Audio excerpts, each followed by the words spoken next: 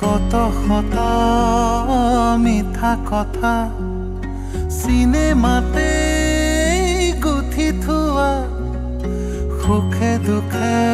যুগে লিখি যোৱা মায়া সনা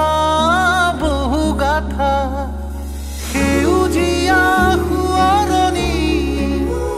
ই নতুন নহয় পুৰণি সোণালী সাধুৰ সুতি ৰূপোৱালী পতাকি যুগামী আমাৰ জ্যোতিৰ কাৰে ৰং ধেমালিৰ মন কাহিনী